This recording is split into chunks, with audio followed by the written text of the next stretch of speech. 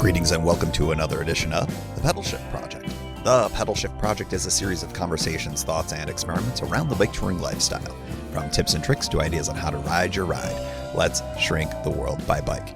Show notes and more are available at pedalshift.net/247, and you can email the show at pedalshift@pedalshift.net or text me at 202-930-1109 and check Pedalshift out on all the socials as well. Hello, everybody, and welcome to the 247th edition of the Pedalshift Project. My name is Tim Mooney. Thank you very much for joining me today. A fun episode today. This is the episode that I was originally going to do last week, but didn't have my stuff together, so I'm hoping that you enjoyed that supersized episode, the unedited version of the ride through the Avenue of the Giants. I'm going to be honest, I haven't even fully listened to it 100% yet, but I got to hang out with Mysterious James very briefly, and he did tell me that it was good, so I'm going to assume that it was all right. So I hope you enjoyed that on the last edition. This episode, we are going to be talking about Brompton Touring. Brompton Touring Revisited, basically. One of the things that I've been noticing over the last year or two, time is a flat circle with COVID and everything, the various different things that have developed through the last couple of years that are available for a Brompton, whether as a third-party accessory, inventions, hacks, things like that, that I think are going to be really helpful in the touring context. So I thought I would spend a whole episode talking about that. You're not a Brompton rider? Hey, this stuff is still kind of funky and interesting and geary and all that other kind of stuff. So I think this is a fun episode for everyone, regardless of your interest in Bromptons in particular. Of course, if you don't know Bromptons, they are those kind of magical little folding bikes that are built in the UK. And I spend, I would say, a good percentage of my time riding on. I've got it with me. Of course, if you were with us last episode, you know all about the fact that I have the Brompton here with me on the west coast of the U.S. P.S. Some other stuff to come on all of that in future episodes. At the end of this show, I'm going to share a little bit of a recording from Mysterious James and I in our brief time together. And also, I'm going to go over what the plans are for the pod this summer, which is a lot and a lot of fun stuff to come. Anyways, without further ado, let's jump into the 5 different things that I've been discovering over the last couple of years or so, maybe last year or so, regarding Bromptons and what I think their applications are for touring. These are in no particular order. Some of these things I've actually not purchased or gotten out to try myself. I'll make sure I mention that. In fact, I don't think I have any of these things, but I'm certainly intrigued enough that I'm going to be digging into them potentially down the line. So no endorsements. I hate using that word, but I'm not 100% sure if these things are great or not, but they have piqued my curiosity and I think worth mentioning here on the show. Okay, number 1. This is the one that I'm actually the most interested in. These are called Omni Wheels. If you are familiar with the Brompton comes with, in some builds, a bike rack on the back. And as a part of how it folds, there are, in the way that it kind of gets around, there are wheels that are attached to the rack so that you're able to kind of wheel around this folded version of the bike.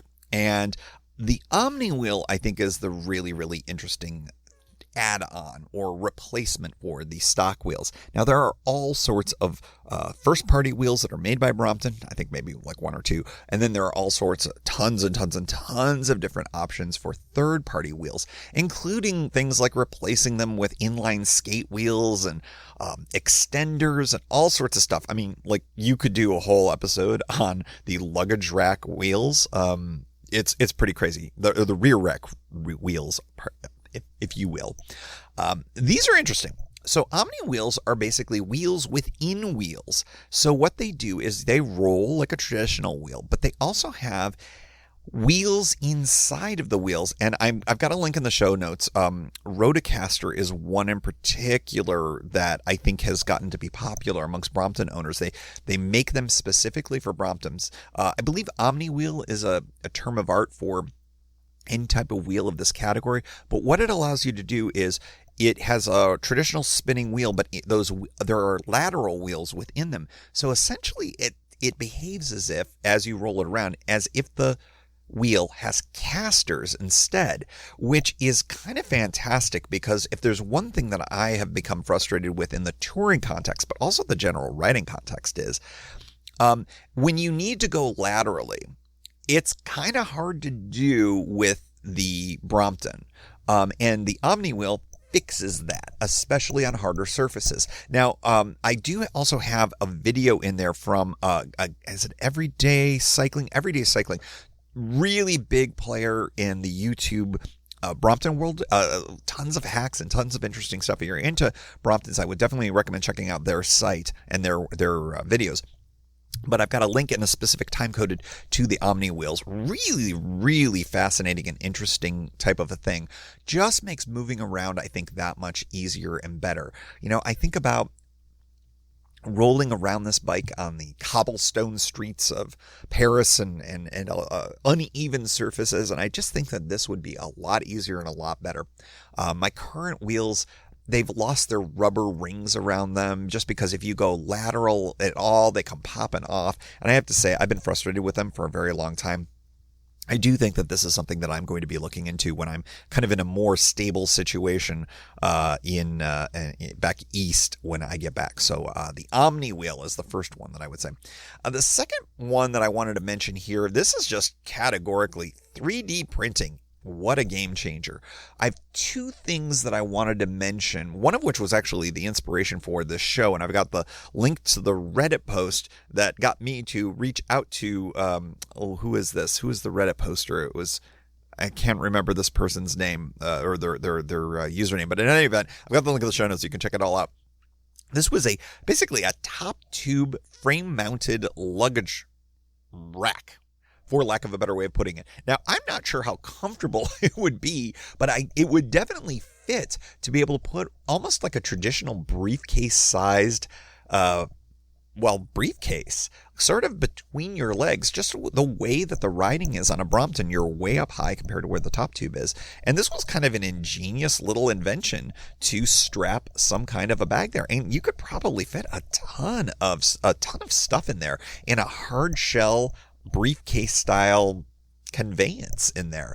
But the fact that this person was able to use 3D printing as the method of doing this was the thing that really, I think, blew me away. And as you kind of scratch beneath the surface and you look even further at the Brompton hacks community, there's a ton of other things out there. Another one that caught my mind's eye, not necessarily something that's touring specific, but something that is for Brompton owners very, very specific and very weird. When you undo the clamps so that you can fold or unfold your bike, one thing that's really frustrating is that the clamps that hold onto the frame spin around a lot, and you have to basically stop and align them, and they're always sort of scuffing the frame and whatnot. It's first world problem? Yes, definitely. But somebody came up in easyclamp.co.uk, little plastic 3D printed springs that stop those clamps from spinning. And I'll tell you what, when you go into a deep dive, whether it's on Reddit or online or in forums or anything like that,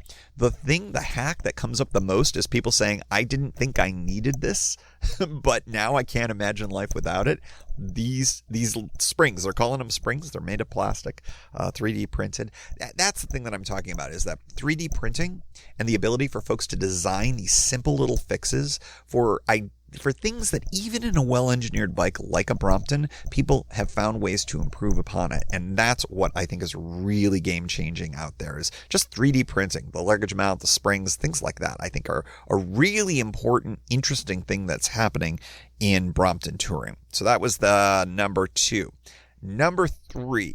This one I think is, this gets into my build, but a different brand.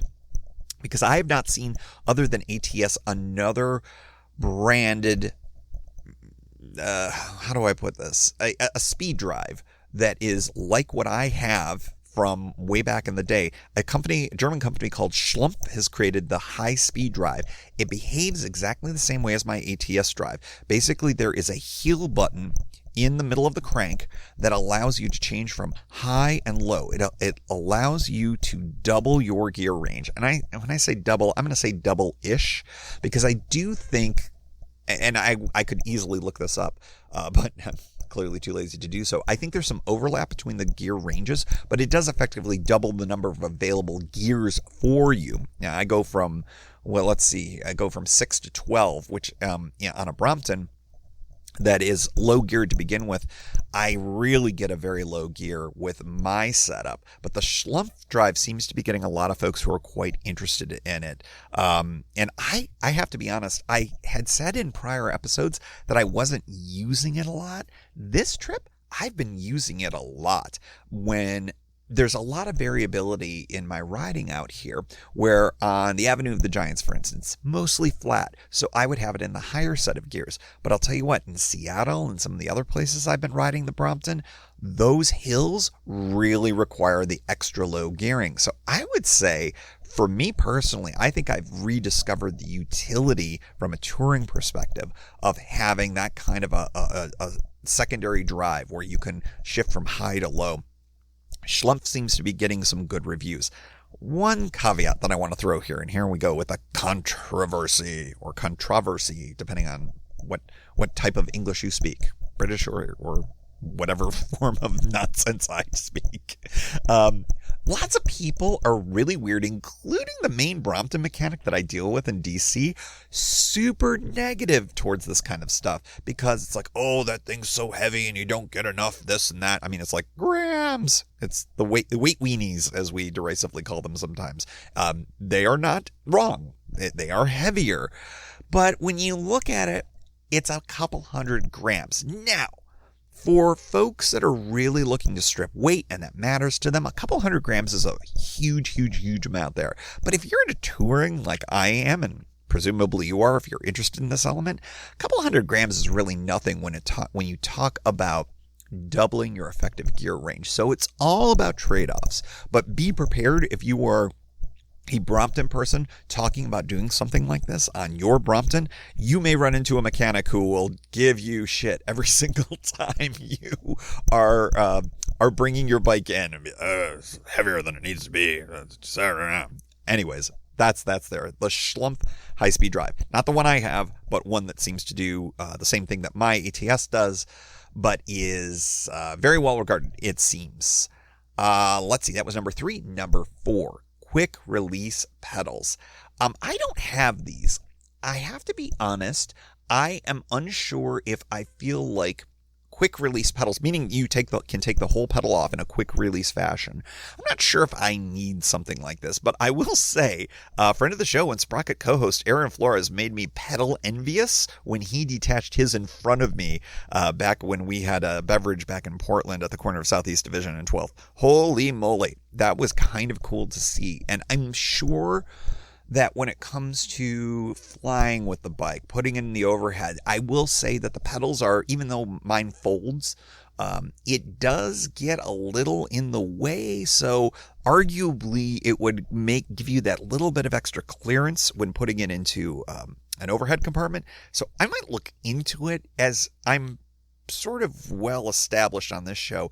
I am not a big pedal guy. I think I go with standard pedals on every bike I've got, and when I replace them, if they get damaged or the bearings go, I replace them with the cheapest, flattest pedals ever. So I don't know to what extent I would be going into this, but I am very intrigued. It looks damn cool, and maybe next time I have Aaron on the show, he can talk a little bit more about why he really likes them, because he definitely liked them. By the way, he has a very sweet all black, beautiful Brompton, and I was having Brompton jealousy when I saw that. All right, last but not least, this one's very interesting to me. Number 5, another German company. God love you Germans, man. You are innovating. It's a German company called Fahrer. My high school German is betraying me. Fahrer. Fahrer. That is, instead of having the luggage block on the front, which so many of us use, where you can kind of click in an Ortlieb or another type of bag that you have, or build your own or sew your own, it clicks in. It's a custom luggage mount, basically. Instead of that, this company has created a front rack that is very similar to the one that I have on the Green Goblin. Not a huge lifting area because, quite frankly, as a platform, you're not going to be able to carry too much in front of that, but it is a small platform that you could strap things to. You could have a larger bag go on it. It gives you a little bit more flexibility so that you don't have to have a bag that has that custom luggage block mount clip. And I think it gives you a little bit more, ability to use any bag that you've got. I'm sort of intrigued with this. Again, a German company called Fahrer. Check that all out. I believe Fahrer means to travel, if memory serves. I could have looked that up for you, but my high school German memory is just going to have to serve for you. But a front platform rack for the front of the Brompton. All of these things are super intriguing to me. That front rack, the quick release pedals, the Schlumpf high-speed drive, of course I already have that, and the 3D printing as a game changer, and the Omni Wheels. All really, really intriguing things for touring with your Brompton. I'm curious, if you're touring with your Brompton, what are you using these days that's maybe different than what you've been doing before? Something maybe I haven't mentioned on the show. Would love to hear from you. So as I mentioned at the top of the show, I definitely was not able to connect with folks the way that I maybe would have liked to on this trip, particularly here in the Bay Area. But doing so with Mysterious James had to be a priority. As you might expect, he didn't do a whole show. It's hard to get MJ to do a full podcast. However, I think I might have gotten a topic for him to talk about maybe later on down the line. We'll see how all that goes. But occasionally, if I ply him with enough beverages, namely in this case tequila, well, I was able to get him on for a very short couple of segments. Apologies for the yelling. There's going to be some beeping in here, and here you go. Greetings, podcast listeners. Mysterious James and I have reunited for the first time since not the trivia night, the draft. The 3 podcasts that you listened to in January of 2020 before COVID. We sit before you in San Francisco, California at an undisclosed location. Drunk. As you normally get to hear us, we purchased something with surf riders, and it involved a bottle of tequila, Pueblo Viejo, 100% agave azul tequila. We drank it all. I'm so excited for the soundscape here. It did come with a basket of chips, which was important because it helped absorb some of the tequila. We had 5 baskets of chips. We did not have 5, we had 3, because I am not as drunk as James. However, I bring this to you as a celebration. It's a celebration of bicycle touring, of San Francisco, and perhaps even, not the end, but the near end of all of this we have gone through. It is so exciting. James, what do you have to say? Yeah, this is, 16 or 17 years of friendship? Yes. Here? And 16 or 17 months apart, so... Yeah, it's good to get back to normal. Agreed. We did not bring bicycle. Oh, no, we did. We rode e-bikes out from the Mission all the way out to the beach because it's a heat wave, and we thought, oh, it'll be cold here. Oh, I guess explicit. And it was not cold. It was very hot. We walked 2 miles. We drank someplace, and then we ended up here at this undisclosed location where we bought something that was meant for 4 people. 8. Oh shit! It was 8 people. There's 8. That's ridiculous. That's outrageous. It was 8 cups. That's not for 8 people. That would be an abomination. 8 servings or all I know is two. They brought out a bottle of tequila that was filled with margaritas. So it was not a bottle technically, but we drank it, and we had many baskets of chips, less than James said, probably more than I did. The Sixers up 92-58 with 4 minutes left in the fourth. But it was a lot of fun. We had a good time. We did talk about biking. It was a good time. Will this make the podcast? Probably. I hope so. Probably so. Probably so. But I thought I would include this. I hope you all are enjoying your whatever date this is as much as Where am I? Where am I? Who am I? Why am I here? That's a deep cut. All right, everybody, we're out. James, any last thoughts? Nope. Classic MJ. Also, curiously more sober, later in the evening, we stopped at an important bar that in my personal touring history is, well, it's an important bar. And I'll say it, and also why several times here. Had a couple of drinks. All right, James and I are having a 2011 moment here. So we are here at the Kizar Pub bar? Kizar Pub. Kizar Pub. Folks, I'm here to tell you, I don't think I've said this on the pod, this is the OG. This is the spot. This is where the bus that picked me up for the original 2011 climate ride was delayed. And so it was like, I don't know, 10 or 11 in the morning. James, you weren't here, so you didn't even live here. No. So like, this was my OG spot. This was the bus that was taking us to Fortuna for the beginning of the climate ride. And so James and I were walking past here. I'm going to say we were a little, we're heroes. And we drank some tequila and some margarita action.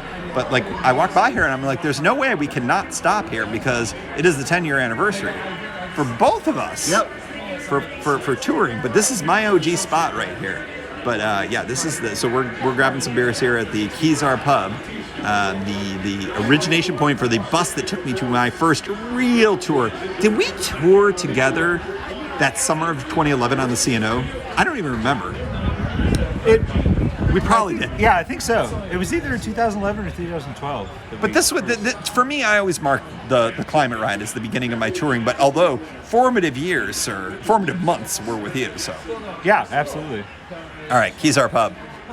10-year celebration. Cheers, sir. Cheers. Okay, we're going to clink. Audio. And that's what we call a soundscape. All right. With that out of the way, I wanted to mention a couple of things that I promised at the top of the show, and that is what's coming up this summer on the Pedalshift project. First and foremost, next week, we're doing a best of, on schedule, as always. Brock Dittus returns, and I will say I'm very excited for it because this was a great episode. Very much in line with a best of, but I got a chance to see Brock very briefly in Oregon, and it was really nice to reconnect with him in real life. And we have come up with the future show idea, and so look for that perhaps as soon as this summer. Hopefully we'll be able to get Brock on the show this summer, but really cool episode coming with him that will be brand new in addition to next week's best of. Okay. Following the best of, we have a new and a very fun interview with Sylva Florence, who reached out to me a few weeks ago, and actually a few months ago. It feels like we talked a long time ago. But anyway, Sylva and I had a great chat, and we had a great interview. That'll be the following episode. And then, because that would be episode 249, episode 250 is a big summer tour announcement. And I'm very excited. Everything fell into place this week about what my summer tour is going to be. It will be announced on episode 250. And then, of course, as you probably can guess, it's going to be a lot of episodes coming later on in the summer. Much, much more to come. Super excited to be getting back on the bike again. Super excited to be sharing all of this fun with you as we round the corner, and we're at the, I guess I sort of stammered through it. We're sort of at the beginning of the end of COVID, and hopefully it is truly the end. I know that there's still some challenges to come, but bear with me, bear with the show, and if you like bicycle touring content, it's back. And as always, we like to close out the show with a special shout out to the Pedalshift Society. Because of support from listeners like you, Pedalshift is a weekly bicycle touring podcast with a global community, expanding into live shows and covering new tours. If you like what you hear, you can support the show for $5, $2, or even $1 a month. And there's one-shot and annual options. If you're not into the small monthly thing, check it all out at pedalshift.net/society. On to the society. Kimberly Wilson, Caleb Jenkinson, Cameron Lean, Andrew McGregor, Michael Hart, Keith Nagel, Brock Dittus, Thomas Skadow, Marco Lowe, Terrence Manson, Harry Telgadas, Chris Barron, Mark Van Ram, Brad Hipwell, Mr. T, Nathan Poulton, Stephen Dickerson, Vince LaGreco, Cody Florchinger, Tom Beninati, Greg Braithwaite, Sandy Pizzio, Jeff Muster, Seth Pollock, Joseph Quinn, Byron Patterson, Joachim Robert, Ray Jackson, Jeff Bry, Kenny Mikey, Lisa Hart, John Denkler, Steve Henkel, Miguel Quinones, Alejandro Aviles Reyes, Keith Spangler, Greg Towner, Dan Gebhardt, Jody Zeranin, Lucas Barwick, Michael Baker, Brian Bechtal, Reinhard Biggle, Greg Middlemas, Connie Moore, William Gothman, Brian Benton, Joan Churchill, Mike Bender, Rick Weinberg, Billy Crafton, Gary Matushak, Greg Latois Lopez, James Sloan, Jonathan Dillard, John Funk, Tom Bilch, Ronald Piroli, Dave Roll, Brian Hafner, Misha LeBlanc, Ari Messenger, David Grotke, Wally Estrella, Sue Reinert, John Letko, Stephen Granada, Philip Mueller, Robert Lackey, Dominic Carroll, Jackie McCulloch, John Hickman, Jack Smith, Carl Presseau, David Neves, Patty Louise, Terry Fitzgerald, Peter Steinmetz, Timothy Fitzpatrick, Dave Fletcher, James Stratakis, David Neves, Mike Lazewski, Hank O'Donnell, David Zanoni, David Weil, Matthew Sponseller, Chad Reno, Daniel Greger, Spartan Dale, Carolyn Ferguson, Peggy Littlefield, Lauren Allensmith, and thanks also to all past and anonymous folks for helping make this show happen. Thank you for joining. You can find Pedalshift at pedalshift.net for more great bicycle touring content. You can hear the Pedalshift project through Apple Podcasts or your favorite podcast app. Opening music courtesy of Jason Kent off his self-titled album. The track is called America. Check out his band Sunfield's latest release, Mono Mono, wherever cool music is available.